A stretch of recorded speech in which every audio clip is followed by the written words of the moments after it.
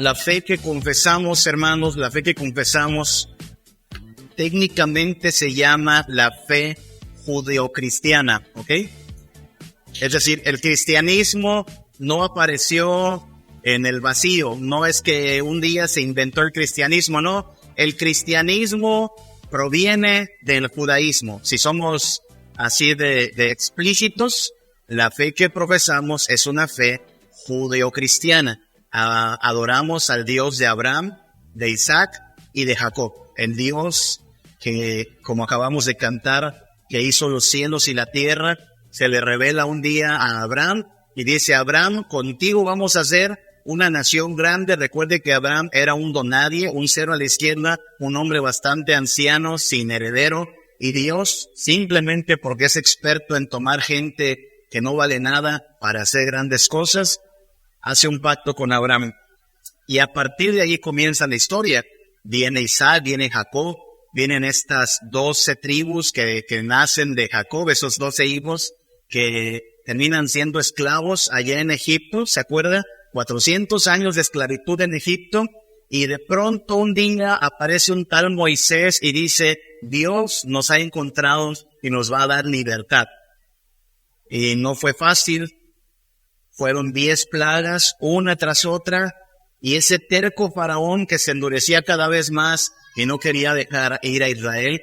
La última plaga fue la contundente. La última plaga consistió, usted lo sabe, en la muerte de los primogénitos. El Señor descendería sobre la tierra de Egipto, mataría a todos los primogénitos, y entonces Faraón tendría que rendirse.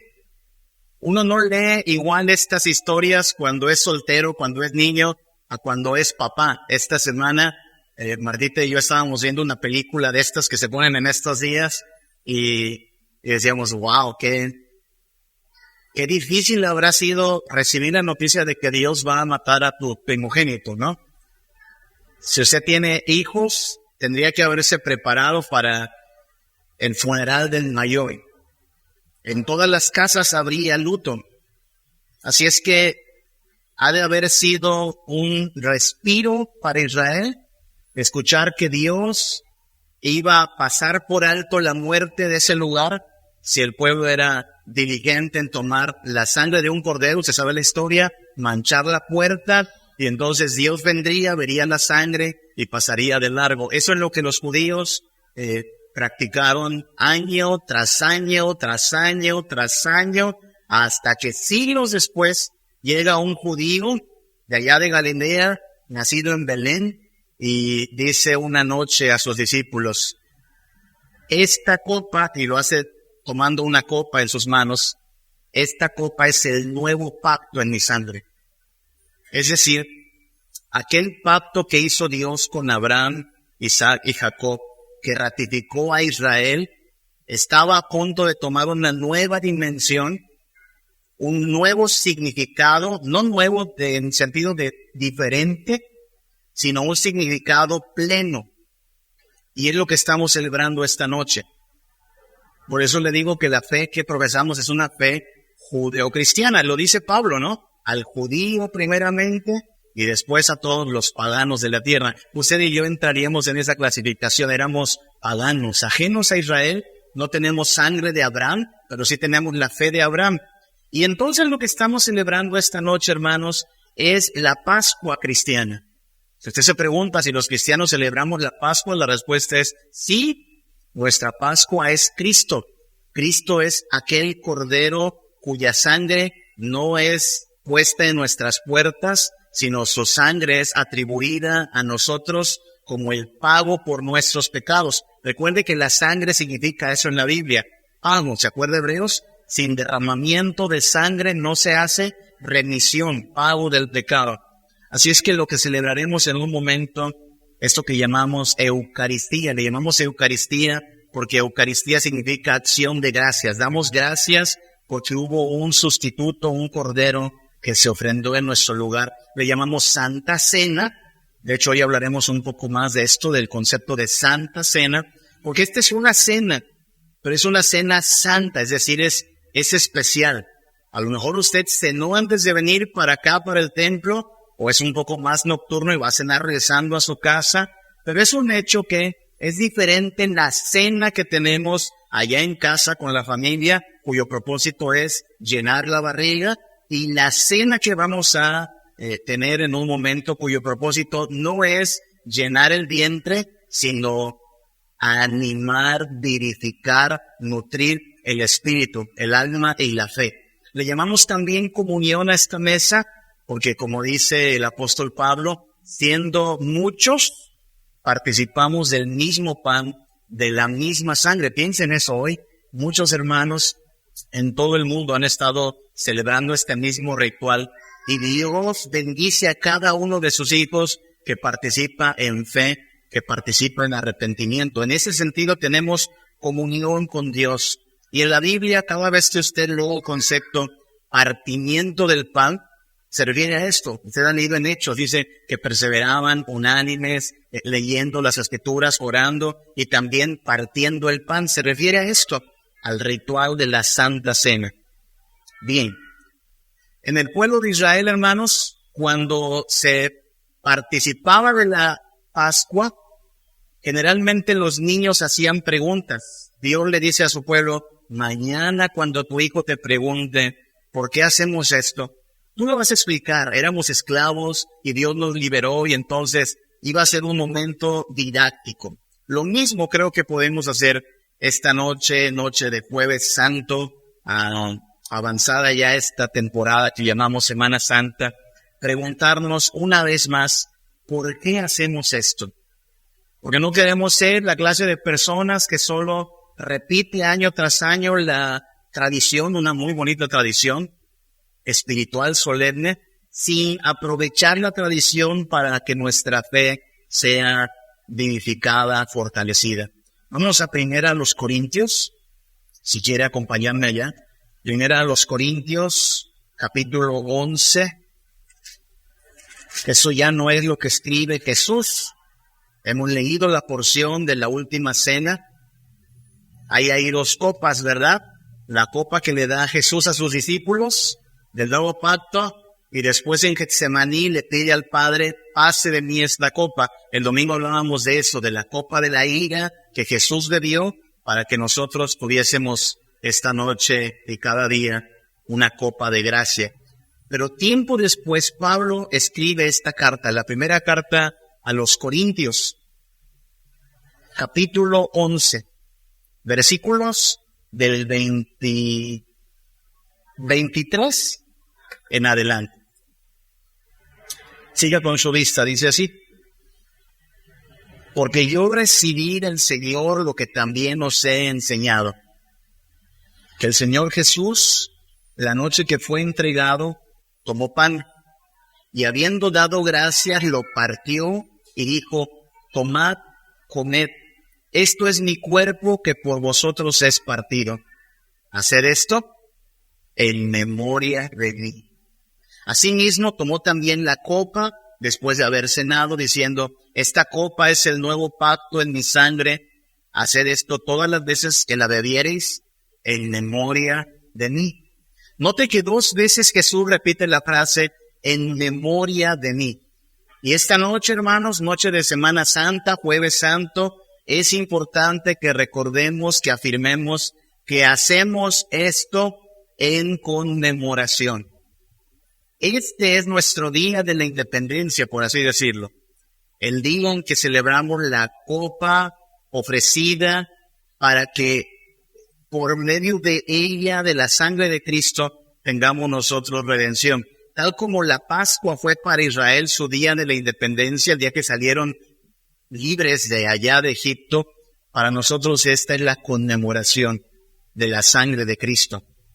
Es eso. Nos recuerda quiénes somos, qué éramos sin Cristo, qué somos ahora en Cristo. Es un memorial. Esto gira en torno a Cristo. Hermanos, vivimos en una época en que el nombre de Cristo es cada vez más resistido. No sé si usted tiene a hijos en la primaria o en la secundaria, pero le animo a que vea los libros de historia que le dan a nuestros hijos. Ya no dice año tal después de Cristo. Ya no existe esa denominación en muchos libros. Son escasos los que todavía usan esa denominación, 1517 después de Cristo. No es más esa la forma en que se habla. ¿Sabe cómo dicen ahora las fechas? Año de nuestra era. Así nada más. De pronto ya el nombre de Cristo incluso se trata de borrar de la historia. A nosotros nos enseñaron antes de Cristo, después de Cristo. Ahora no, ahora es año de nuestra era. Apenas aquí hacia el sur de nuestro país, en el país vecino de Nicaragua, el gobierno de Nicaragua ha prohibido este año toda manifestación pública de fe. Usted sabe, hay viacrucis mañana, viernes, hay viacrucis, hay procesiones. Pues este gobierno opresor, tirano, ha dicho prohibido. Claro, no dice porque esté prohibido el cristianismo. Siempre hay una forma de maquillar sus perversas intenciones. Es por seguridad nacional, dicen. Es porque la gente todavía está en peligro. Mejor queremos que no se expongan. No es cierto, están en contra de la fe cristiana. Estamos hablando de aquí, cerquita, en la frontera de México. Prohibido el cristianismo. Usted dirá, pero nosotros somos cristianos, pastor. Nosotros no hacemos viacrucis. Bueno, no. Pero hermanos, todo lo que se oponga a una manifestación de nuestra fe pública es peligroso. No sé si estuvo, pero todavía el año pasado, antes de cerrar el año, algunos líderes políticos querían prohibir que se pusieran nacimientos. ¿Se acuerdan de eso? Nacimientos. Dice, pero ¿por qué es importante eso? Porque para nosotros es importante conmemorar, hermanos. Conmemorar nuestra fe. Esta fe no es una fe inventada.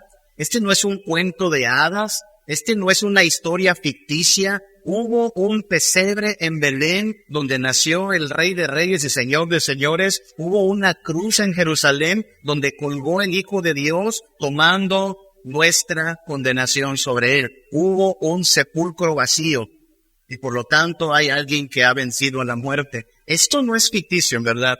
Esta es la historia por la cual nosotros somos redimidos. En la historia, ya sabe lo que dice Pablo, si esta historia no fuera verdad, especialmente la escena de la resurrección, hermanos, esta es una vacilada. Vámonos a la casa y disfrutemos mañana el fin de semana en la playa, porque entonces esto fue puro cuento.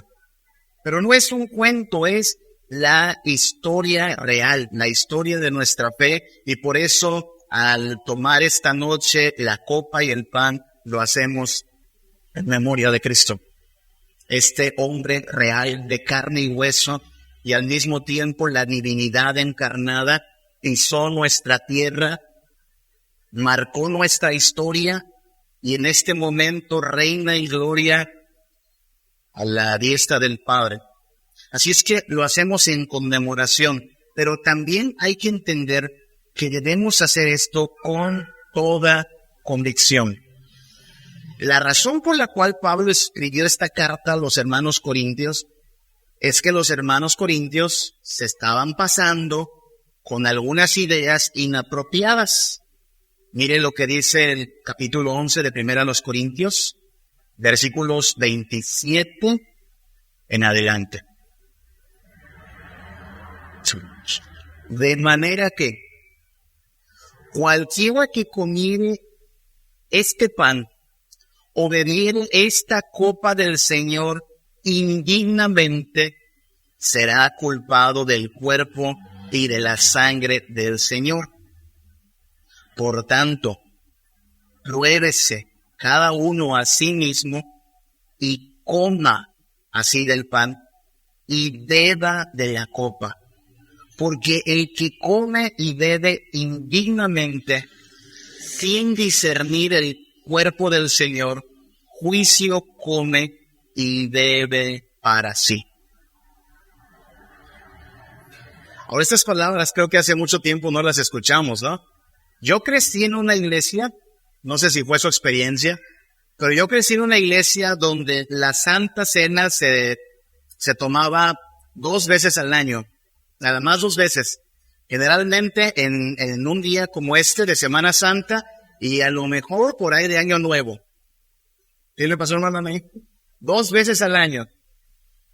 Y el entorno, el ambiente de celebración de la Santa Cena era casi de temor.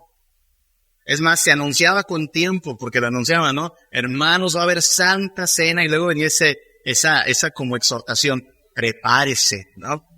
Y ese prepárese en la mente de la mayoría de los que escuchábamos significaba, váyale bajando 2 rayitas al pecado, pues, no sea tan pecador en estos próximos días para que pueda comer apropiadamente de la mesa del Señor. Y luego en la ceremonia, nuestros pastores, porque tenían esos bozarrones de antes, ¿no?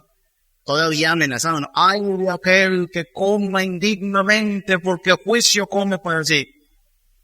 Solo por eso yo creo que más de 3 o 4 ocasiones en mi vida dije, no, mejor yo paso. Porque en mi experiencia decía, pues soy indigno. No voy a tomar esa cosa si el pastor ya está casi maldiciendo al que come indignamente, ¿no? Aclaramos. Todo aquel que no quiere dejar de pecar, todo aquel que sabe que es pecador y no quiere abandonar el pecado, sí le decimos, mire, mejor no juegue con esto. Sin embargo, las palabras de Pablo no van por ahí como para que se diga, a ver, ¿qué tal me he portado? ¿Como cuánto saco? ¿Saco un 8? Bueno, entonces sí tomo la Santa Cena. Si saco un 6, un 5, pues mejor hasta el próximo año. No va por ahí. Hermanos, si hablamos de aprobados o reprobados en cuanto a nuestra obediencia a Dios, todos estamos reprobados. Así de sencillo. Usted y yo somos indignos totalmente de acercarnos al trono de Dios. Somos indignos de llamarnos hijos de Dios. Lo que está Pablo acusando, mire cómo lo escribe. Versículo 29. Porque el que come y bebe indignamente, sin discernir el cuerpo de Cristo, el cuerpo del Señor, juicio come y bebe para sí. Ahí la palabra clave es discernir. ¿Qué es discernir? Discernir es entender, es digerir, es darte cuenta de lo que estamos haciendo. ¿Y por qué Pablo habla de esto? Bueno, hay que ir un poquito para atrás. ¿Tiene su Biblia? Tenemos que ir a la Biblia un poco más. Aquí, capítulo 11, pero versículo 20. ¿Cuándo pues os reunís vosotros? Esto no es comer la cena del Señor, porque al comer cada uno se adelanta a tomar su propia cena, y uno tiene hambre y otro se embriaga. Pues ¿qué? ¿No tenéis casas en que comáis y bebáis? ¿O menospreciar la iglesia de Dios y avergonzáis a los que no tienen nada? ¿Qué os digo? ¿Os alabaré? En esto no os alabo. Pablo está acusando a estos hermanos, ya le digo así como que la noticia, dice, mire, ustedes tienen que entender que esta cena, la cena del Señor, no es una cena para llenarse la barriga. Ya me enteré, dice Pablo, que a la mera hora alguien se anda aborazando y anda tomando vino y no le deja al vecino. Y alguien anda agarrando pan y nada más el otro se queda mirando. Y los regaña, ¿se da cuenta? ¿Que no tienen que comer en su casa? Traducción. La comida que tenemos en casa, hermanos, es para el vientre. Esta comida en esta mesa es para la fe, es para el alma. Por eso es una porción pequeña, por eso no necesitamos un pan grandote y 2 litros de jugo, porque el propósito es conmemorar y afirmar vuestra fe. Cristo murió por mí, su cuerpo molido en la cruz, su sangre derramada por mí. Esto es lo que mi alma necesita.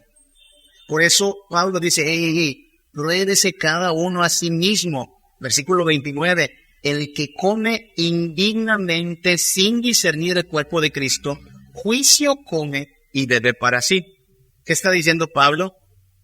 Usted y yo tenemos que participar de este sacramento con convicción. Es decir, saber de qué se trata.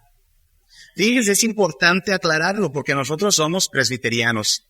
Y si algo hacemos los presbiterianos es que bautizamos a nuestros niños. El domingo tuvimos por aquí un bautizo, ¿no? Y reconocimos a una hermanita como hija del pacto. Y esto viene otra vez desde el judeocristianismo. Los judíos circuncidaban a sus niños desde los 8 días de nacidos y ya eran hijos del pacto. Y así nuestros niños, ¿ok? Sin embargo, y estas son cosas que a veces surgen como temas de discusión, ¿no? ¿Le daremos a nuestros niños también entonces un pedacito de pan y una de estas copitas para que la tome? La respuesta es no. No, porque hablamos de algo que se tiene que, como dice Pablo, discernir. Es más, también a los niños de Israel no les daban la Pascua, ¿verdad? Imagínense un niño bebito recién nacido. ¿En qué consistía la Pascua? Era carne de cordero, asado. ¿Un niño de 1 mes puede comer esa carne? No, no la puede digerir. ¿Un niño de 3 meses ya puede comer esa carne? Todavía no. ¿Hasta cuándo? Bueno, la naturaleza irá diciendo cuándo ya el niño lo puede digerir. Lo mismo con la Santa Cena. Y aquí es donde todo papá tiene que estar abusado, ¿no? Enseñándole a su hijo, hijo, Cristo murió por nosotros, hijo, la sangre de Cristo, el sacrificio de Cristo. Cuando veamos que el niño discierne, bueno, es muestra de que está funcionando el discipulado en casa. Si usted sabe lo que hizo Jesús, si usted entiende lo que hizo Jesús, usted discierne el cuerpo de Cristo. Si alguien todavía dice, no entiendo el cristianismo, eso de Jesús, la cruz, entonces necesita primero discernirlo para poder participar. A veces criticamos a los católicos romanos, ¿no? Que andan haciendo cosas solo porque se las inculcaron, pero no hay convicción. Pero nosotros mismos debemos tener también esa precaución. No queremos repetir y repetir cosas sin convicción. Tenemos que preguntarnos, ¿sé de qué se trata esto? El pan, el jugo, representando el cuerpo y la sangre de Cristo en un glorioso intercambio por nuestra salvación. Hay que participar de esta mesa, eso sí, en consagración. En consagración. ¿Qué es consagración? Consagración es dedicar algo para un asunto en particular, ¿sí? Cuando una dama, porque esto pasa mucho en la casa, dedica un trapito especialmente para limpiar la mesa, no se le ocurra agarrar ese trapito para otra cosa. Ni se le ocurra porque se vaya una santa regañada. Ese trapito está consagrado, ¿ok? Es decir, dedicado. No se toca para otra cosa. También los varones consagramos ciertas cosas para nuestro uso. A veces parece un desorden, pero son para usos muy específicos. Bueno, Dios nos ha tomado a nosotros para su gloria, como dice Pedro, para anunciar las virtudes de aquel que nos llamó de las tinieblas a su luz admirable. Los hermanos de Corinto no habían entendido eso. Los hermanos de Corinto querían ser cristianos el domingo, pero entre semana querían vivir en el mundo. Los hermanos de Corinto querían andar comiendo de la mesa del Señor el domingo, pero luego andar en el antro y la pachanga entre semana. Así no se puede, dice Pablo. Bueno, lo dice con otras palabras, pero es básicamente lo mismo. Capítulo 10 de aquí, de 1 Corintios 10, 21. No podéis beber la copa del Señor, ¿está conmigo? 1 Corintios 10, 21. No podéis beber la copa del Señor y la copa de los demonios. O sea, no puedes andar bebiendo de la mesa de gracia y de santidad de Dios y luego andarle dando sorbos a lo que te ofrece el diablo. No podéis participar de la mesa del Señor y de la mesa de los demonios. Y mire cómo cierra el versículo 22. ¿O provocaremos a celos al Señor? ¿Se acuerdan que Dios es un Dios celoso? Y él es celoso con su esposa en la iglesia. Quiere que su iglesia le ame, que su iglesia le dedique devoción, se consagre a él. Y si su esposa anda ahí coqueteando con el mundo y cuanto deleite temporal encuentre, Dios se pone celoso. Y entonces la pregunta de Pablo es, ¿quieres tener problemas con Dios, que es celoso? ¿Seremos más fuertes que Él? Nadie es más fuerte que Dios. Y ahí es donde aclaramos, bueno, no nos acercamos a la mesa porque estemos exentos de pecado. De hecho, hoy comenzamos con las buenas noticias de que Cristo no vino a condenar al mundo, sino para que el mundo sea salvo por Él. Pero si en verdad queremos degustar la salvación, la gracia, la comunión con Cristo, hermanos, vivir en Cristo, con Cristo, para Cristo, implica dejar a un lado la vida antigua.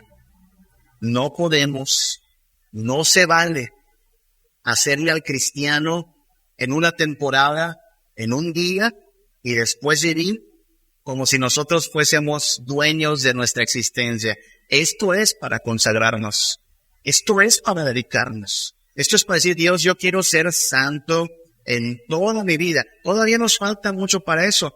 Por eso tenemos que seguir pidiendo perdón y arrepintiéndonos. Pero hemos de luchar contra el pecado, contra la vanidad de la vida, contra aquello que va en oposición a la palabra de Dios. Quiera Dios, en verdad, hermanos, que al tomar esta noche de la mesa del Señor, recordemos el alto precio que se pagó por nosotros para que ya no viviésemos revolcándonos en el pecado, hermanos. Ya bebimos mucho de esa copa, ¿o no? Ya comimos mucho de esa mesa. ¿Y tuvimos acaso saciedad? No. ¿Tuvimos acaso gozo? Duró tantito, pero nomás no. No hay saciedad en el mundo, no hay plenitud en el pecado, no hay sino vacío, y el fin de todo eso es muerte. Y he aquí Cristo ofreciéndosenos como pan de vida, como bebida que verdaderamente sacia, como agua viva que puede darle a nuestra alma sanidad, salvación, limpieza, plenitud de gozo. ¿Por qué habríamos de volver a donde no hay saciedad si tenemos en Cristo la dicha que nadie nos ha ofrecido? Así es como participamos entonces de esta mesa en consagración. Dicen, de aquí soy. No necesito ir a otro lugar, no necesito otro pan, no necesito otra mesa. Aquí encuentro todo lo que nunca encontré en el mundo. Y ahora bien, hay que participar también mirando al pasado, seamos en conmemoración, pero también miramos al futuro en anticipación. Primera a los Corintios 11, versículo 26. Así pues, todas las veces que comiereis este pan y bebiereis esta copa, como lo haremos en un momento, la muerte del Señor anunciáis hasta que Él venga. Porque, hermanos míos, va a venir. Estamos cada vez más cerca del regreso de Cristo. Estamos en cuenta regresiva, de hecho. El Hijo de Dios aparecerá por segunda ocasión, ya no en modo austero, ya no en un pesebre, con gloria, los cielos abiertos, veremos al Señor venir. Y nuestra participación de la mesa esta noche es un anticipo del día en que podremos sentarnos también en comunión con Dios, en su reino.